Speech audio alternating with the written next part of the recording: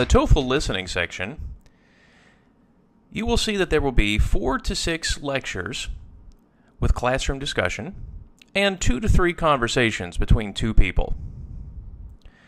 The length of passage and the number of questions generally depends on how many passages you're given. So, for example, some passages may last 3 minutes, others may last 5, and you approximately have 6 questions each. And again, depending on how many questions you're asked, the timing lasts from 60 to 90 minutes. Now, just like we discussed in the reading series, there are specific question types that the TOEFL will be asking. So in this series, we'll be examining in a little more general way the 8 question types we see on the test. Those 8 question types are questions involving basic comprehension. For example, questions about the gist. Gist is another word for just basic idea. The 2 gist questions you may see involve the content of the actual listening passage and the purpose. You may even have detail questions about specific details mentioned in the passage. Questions referred to as pragmatic understanding questions. Sometimes these are called replay questions because they will play part of the conversation again. The 2 pragmatic questions that the TOEFL asks involve the function of what is said and questions involving the speaker's attitude, which we will refer to in this series as the stance. The other question we will see falls under the connecting information question. Questions involving understanding organization, connecting content, and then finally making an inference.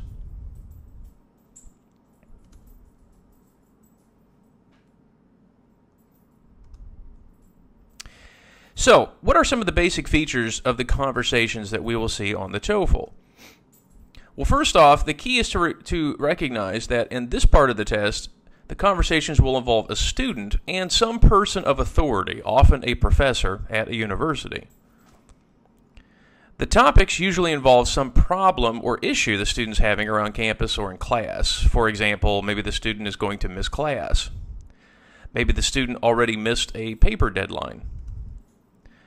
Maybe the student didn't understand a class lecture, or needs help finding a book, or has to pay a fine, something in which they have to interact with an authority figure on campus.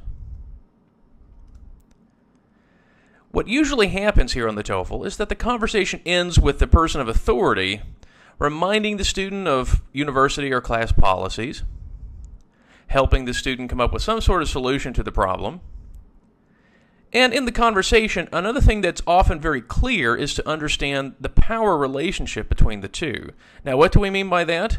Well, again, you'll probably notice that, just like you see in this picture, the authority is the person who has all the power. The student, on the other hand, is the one seeking some help, permission, or so on. Now, this, of course, seems fairly obvious if we're talking about an interaction between a student and authority. But you will see in this following examples, in the following example here, how this actually works on the test. So again, we refer to this as stance.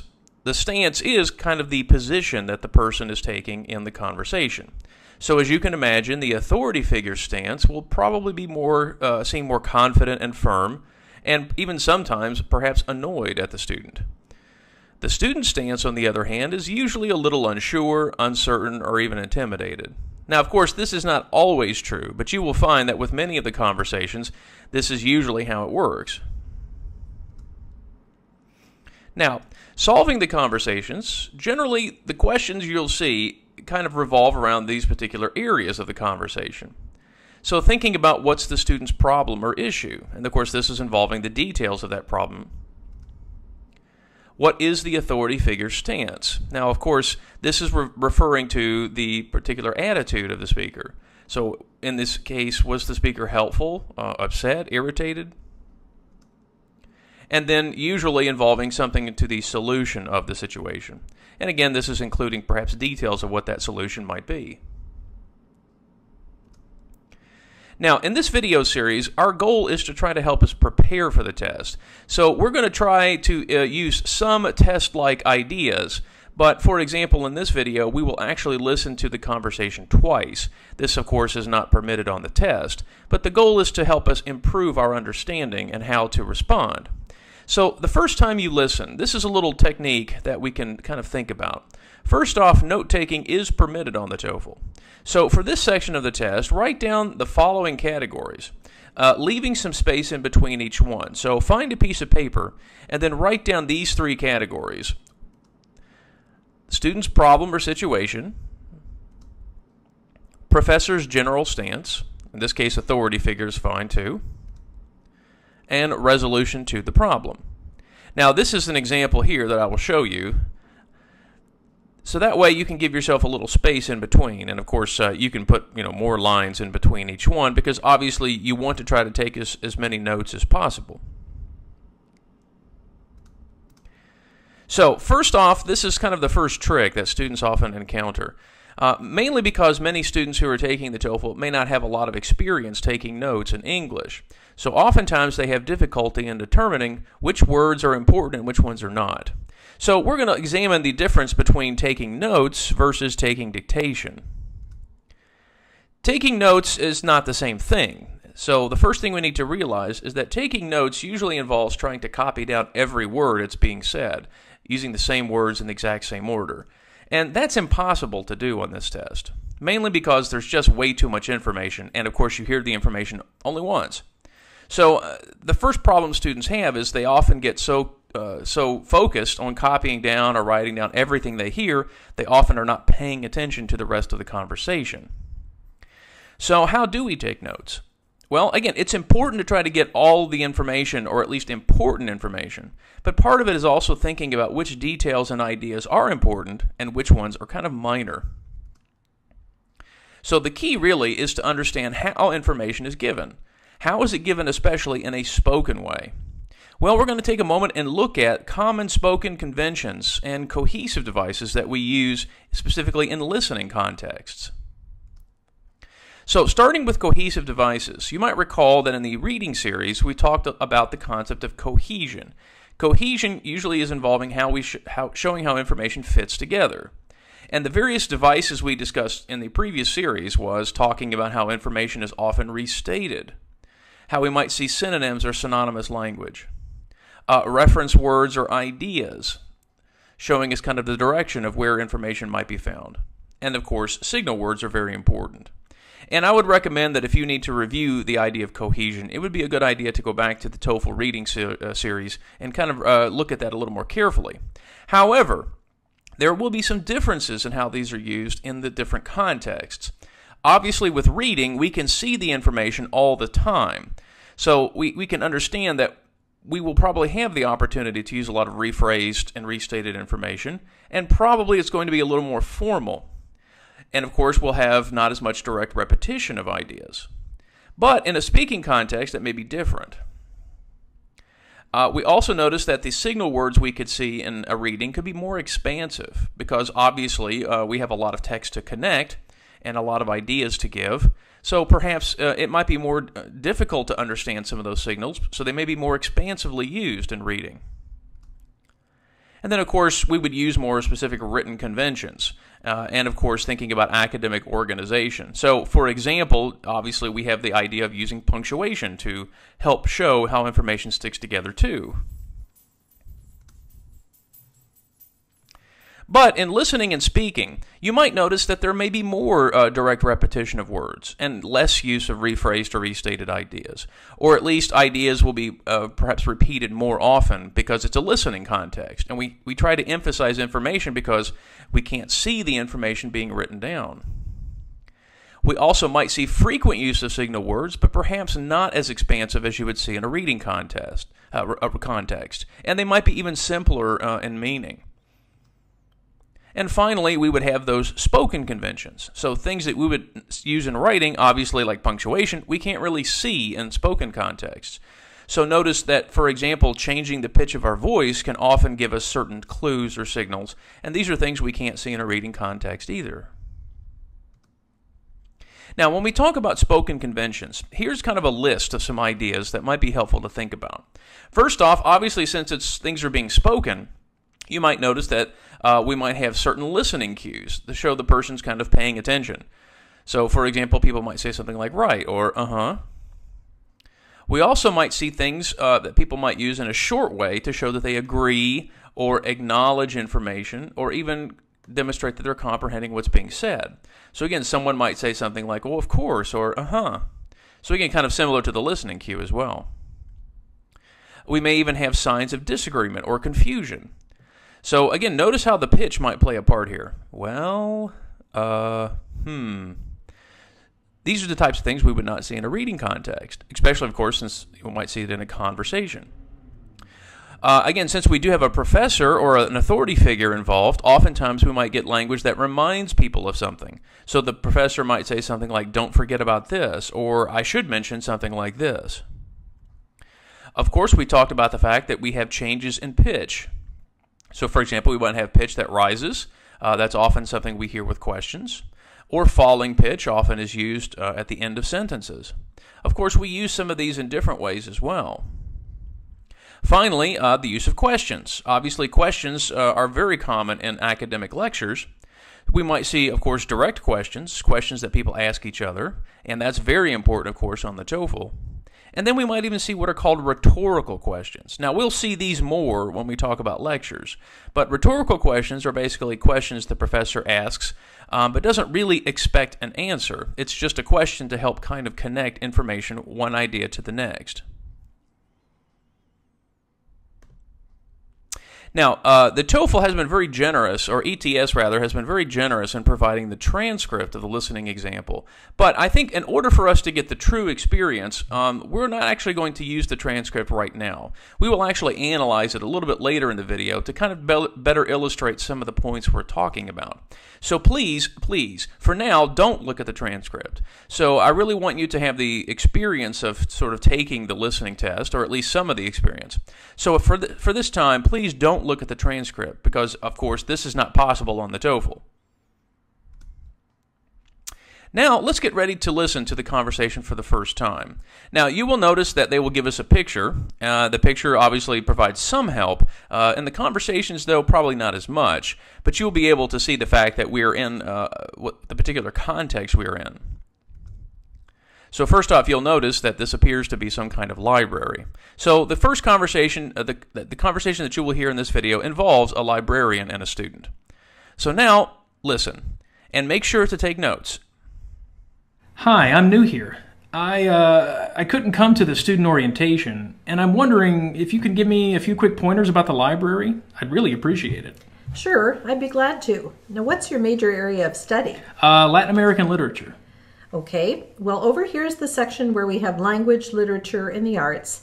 And if you go downstairs, you'll find the history section.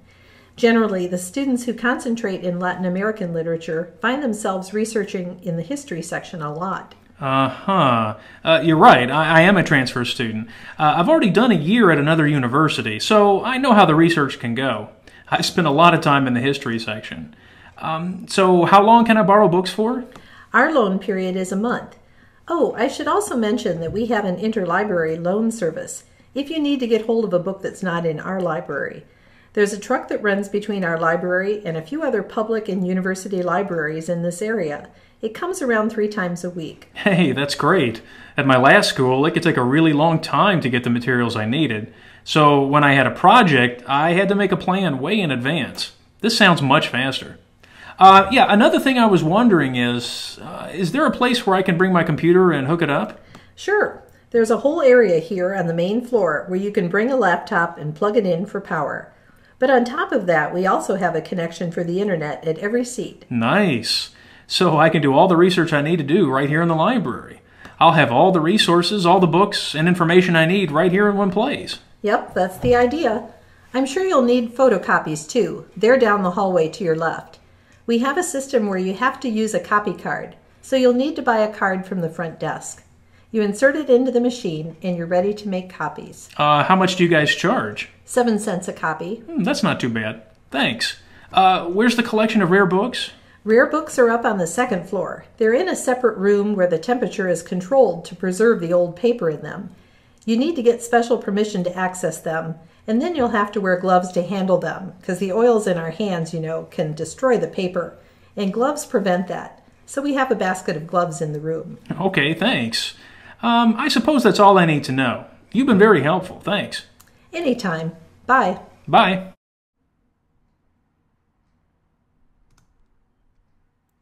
Okay, so what I have here is just sort of the kind of a basic outline, kind of an example here, using the three different categories we talked about earlier in the video.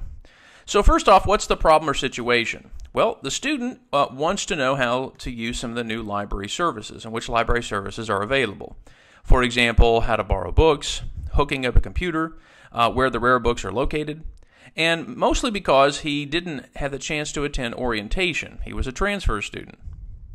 Now, what's interesting about this particular conversation is that the authority's stance throughout is actually very helpful and friendly.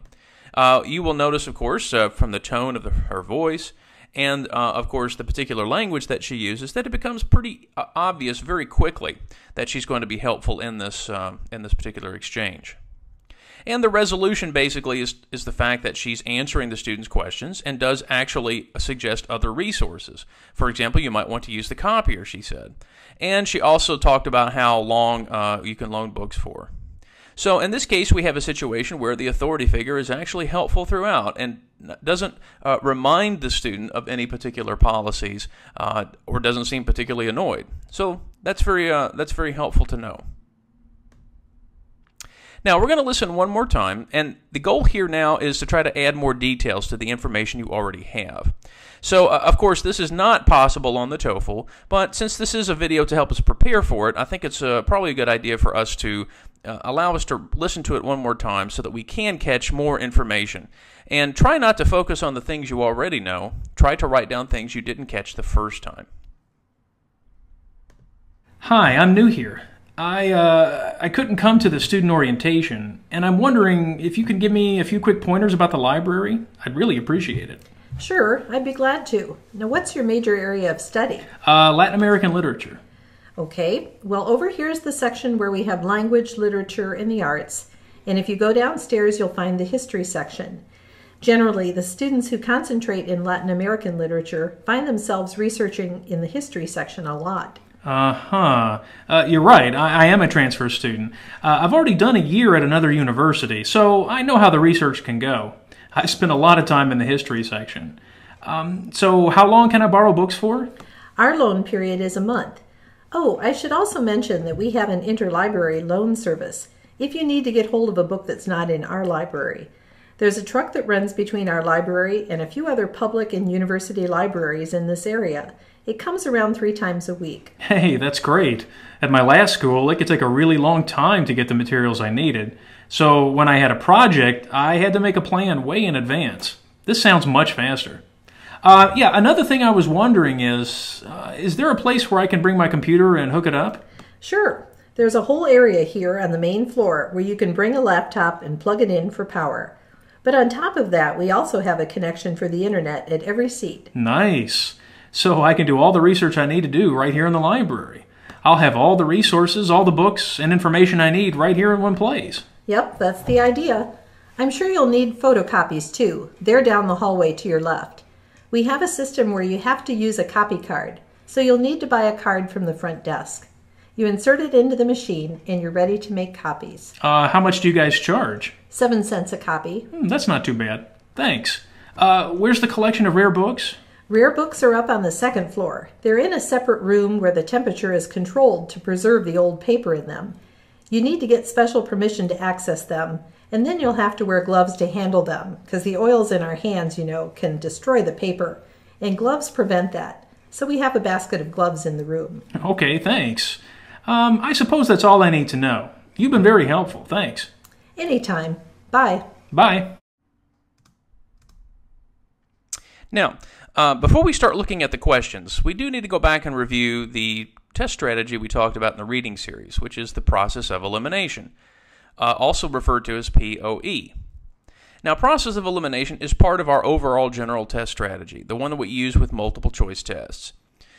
Now, POE improves your chance at guessing when you're not sure of the correct answer, but we have to remember that no guessing strategy is 100%. if you don't understand the other answer choices, then you need to realize your chances at eliminating wrong answers will probably go down. So this is something important to remind students that since we do get the chance to use multiple choice answers here, we should still use the same process of elimination strategy we talked about before. But again, we're not going to spend time in this video reviewing all of the aspects of POA. So if it's something you've forgotten or need to go back and watch, or if this is your first time, you need to go back and look at the TOEFL Reading Skills video 2, which is talking about general test strategy. And you can find the link at the bottom of the screen. So now let's look at the questions they're going to ask us. Now once again, we need to remind you of the 8 question types. So as we go through, we're going to kind of quickly analyze what are the particular categories they're asking us. And again, you'll notice from the since it's a conversation, we won't necessarily see as many involving questions for connecting information. This is probably a little more common in the lecture situation, which we'll see next time. So a lot of the questions we will see will come from the 2 categories on the left. So now let's look at the questions. Now first we're going to analyze them and then see if we can figure out how to answer them. So first off, notice the question, why does the student come to the library? Well, the first key word here we see is why. It's describing or asking about the particular purpose of the student. So in this case, we would refer to this as a just purpose question. Now, let's look at the choices and see which ones we can eliminate and which ones we want to keep. First off, you will notice the answer choices. We're looking at something a little more general here. So, for example, if you think about, we'll skip A for a moment, just look at B. Notice it says to ask about interlibrary loans. Now, this is true, of course, that this was one of the things the student talked about, but it's not kind of the general reason. So in this case, we could probably easily eliminate B right now, because in this case, the question is not asking for a specific detail. Now, let's come back to A, to learn about the library's resources. Now, this seems fairly general enough to include all of the things the student talked about. So at this point, we'll go ahead and keep this one for a moment. Okay, let's look at C. C says to attend the new student orientation. Well, as we learned earlier, the student actually forgot or didn't have the chance to attend the orientation. So in this case, even though this seems possible, it's not actually something they discuss as the overall reason of why the student came. So at this point, we can go ahead and eliminate this one. Now, D looks pretty good because obviously the student does need to work on research and actually mentions the word research a few times. So let's keep this one just for a moment. Now look at the 2 choices we have left. Well, as we said before, if we could document all of the different things the student was looking for, the answer is probably most likely A, because it does seem to include, with its general use of the word resources, all of the different things that the student was asking about. D, of course, might be possible, but he actually didn't spend a lot of time asking about the research projects or the research facilities. There were other things that he asked about too.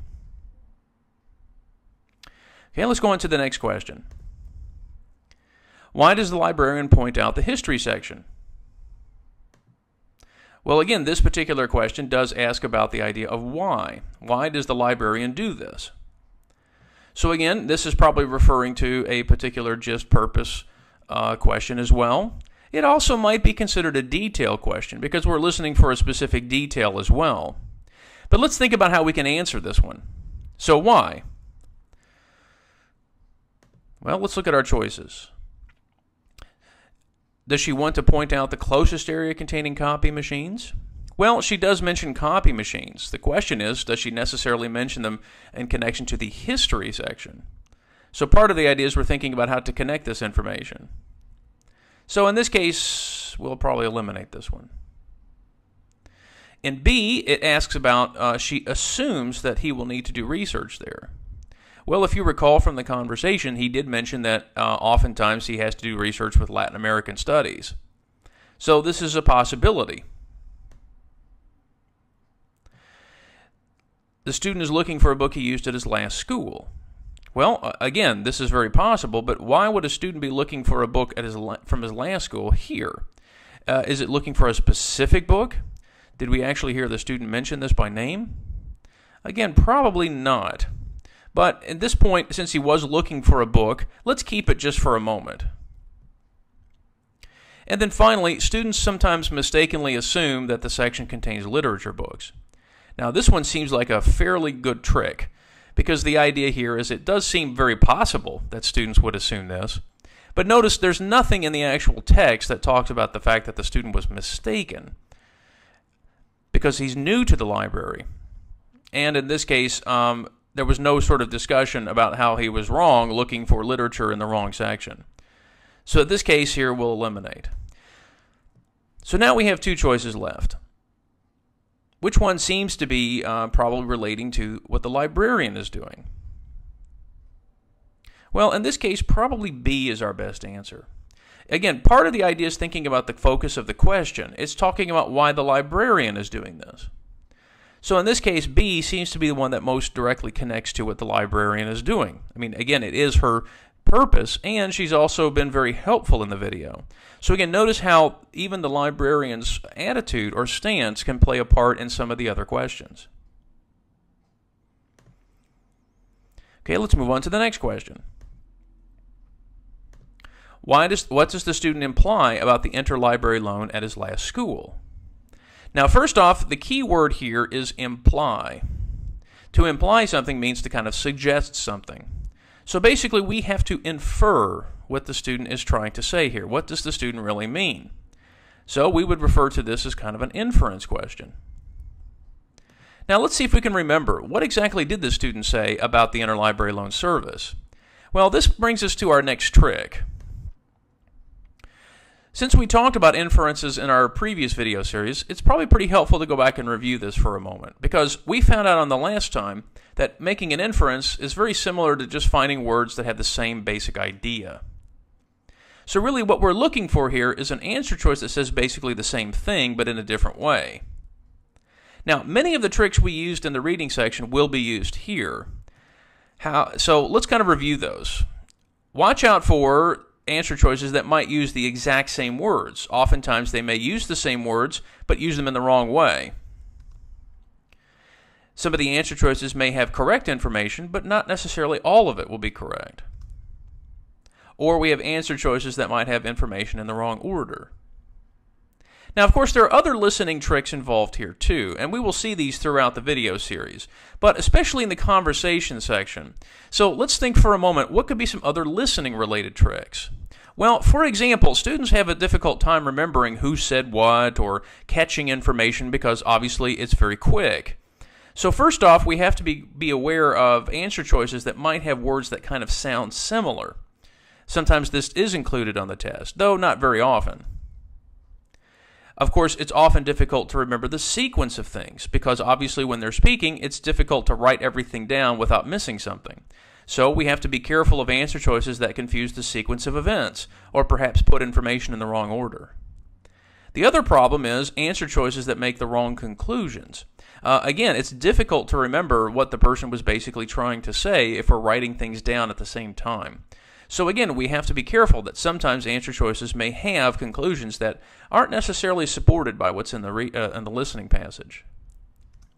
So notice here, we're going to look at this answer choice specifically and see if we can find any tricks.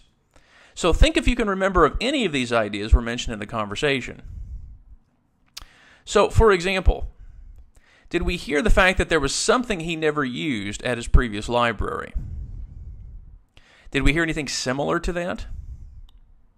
Look at the next one. Did we actually talk about the idea that he appreciated? Now notice this phrasing of the question, he came to appreciate it, which basically means he didn't like it at first, but then liked it later. Here's the next one. It was inconvenient. Well, he did mention the fact that the interlibrary loan service took some time to plan for. So, for example, it may have taken him a while in order to use the service. So this one, of course, was definitely talked about as well. It was expensive.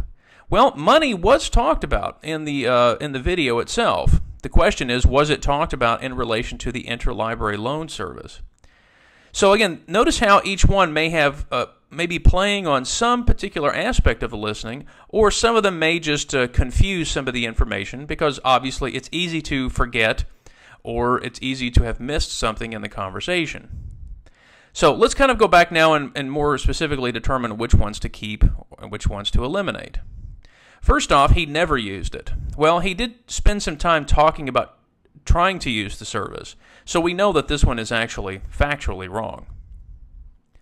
He came to appreciate it. Well, that's very possible that he actually liked the service, but it did sound like he was negative at some point. Well, let's keep it for now, because this kind of implies that he was negative at one point and then liked it later. So that could be a possibility. Now, we already mentioned that he was negative about it in some ways because you had a plan for it. So in this case, let's keep this one as well. Now, as we said before, one of the tricks here is that money was discussed at some point in the conversation, but was it in connection to the library loan service? Well, in this case, the answer is no. So again, this one is particularly confusing because money was mentioned somewhere. So which of the last two choices seems to be the best?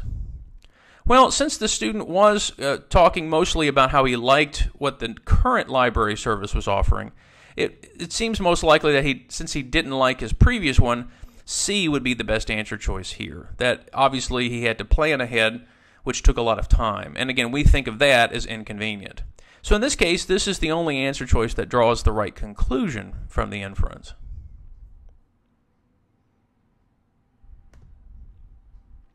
Okay, and this one, it asks about what does the student need to do before he can use any rare books. Well, this is, if you'll notice right away, we have to choose two answers. That's a pretty clear sign that this is considered a detail question, because we definitely have to use details from the listening in order to figure out what the answer is. So as you look at the answer choices, think about which ones we have to eliminate.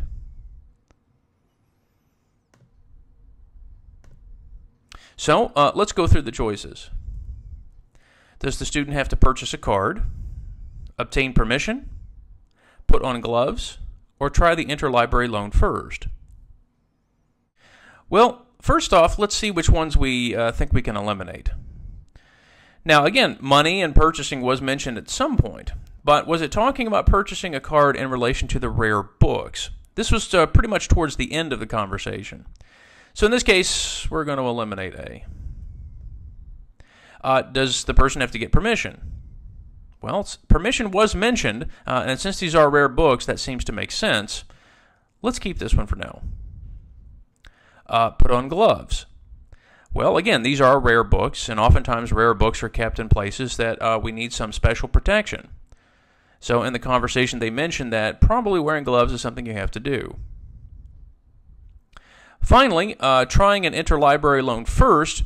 Well, yes, interlibrary loans were mentioned in the conversation, but was it actually mentioned in connection to the rare books? In this case, the answer is no. So now, I think we've found our two answer choices, to get permission and to put on gloves. But again, notice the tricks. The idea of a library card was mentioned somewhere, and the interlibrary loan was mentioned somewhere as well. So the question is, could you remember this in connection to the right information?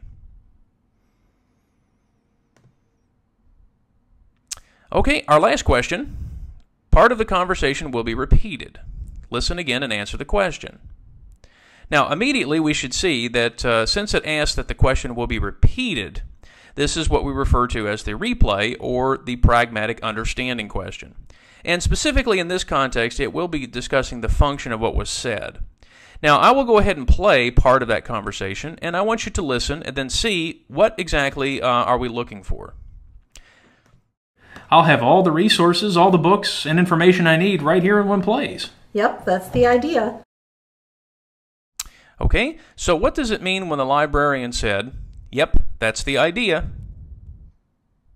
So notice it is always referring to the last line that the librarian uses. Well, again, part of the idea is to understand what pragmatics is really asking for. So at this point, let's take a moment and examine what pragmatic understanding means, because this is something you will see with every listening question, every listening passage on the test. First off, pragmatic understanding is basically thinking about another way to ask what someone really intends to say. Now, for example, if someone says, "It sure is hot in here," there could be numerous ways to interpret the intention. It really comes down to thinking about the following questions. First off, who is the person that's saying this? What is the situation they're in? And more specifically, what does the person want me or someone else in the conversation to do? Is there some action that the person is looking for? So, for example, let's take that phrase, "It sure is hot in here." Here are a couple of different contexts or situation. Let's see if you can kind of guess the possible intention. For example, if there are two students in a classroom, and one person says this to another, what could be the possible intention of that?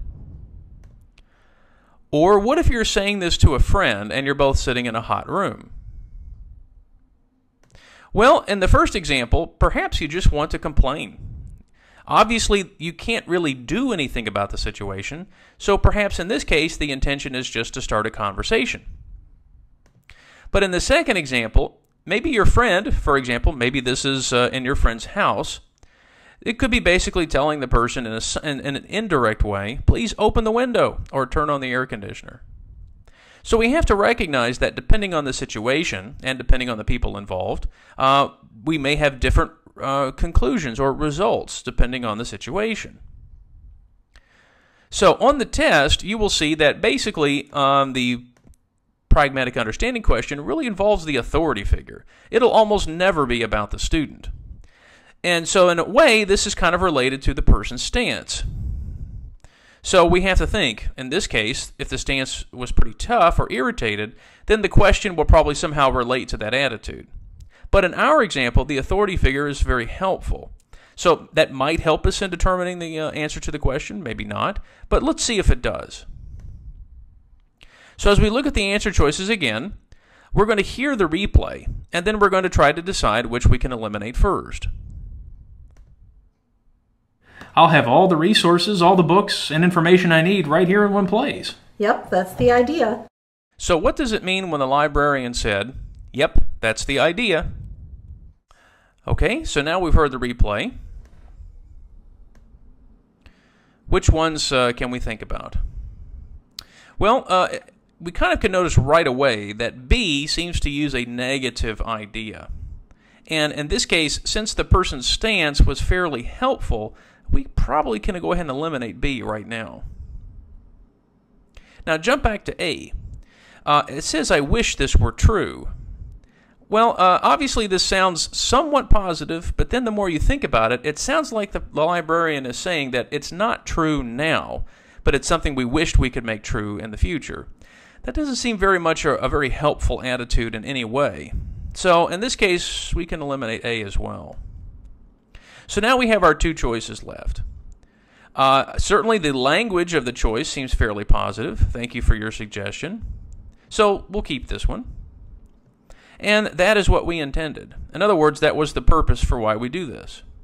Which again would be very common for an authority figure. Remember, this is an authority figure, and oftentimes, even if the person is helpful, they still want to remind students of policies or things that they use around the university.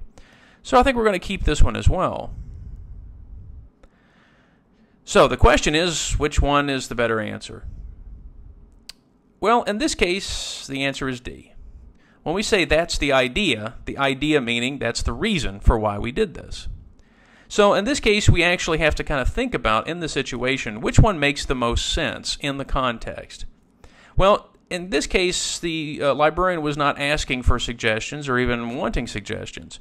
Remember, this person is the authority, which means in this case, she's not asking so many questions as much as the student is. So in this case, D makes the most sense.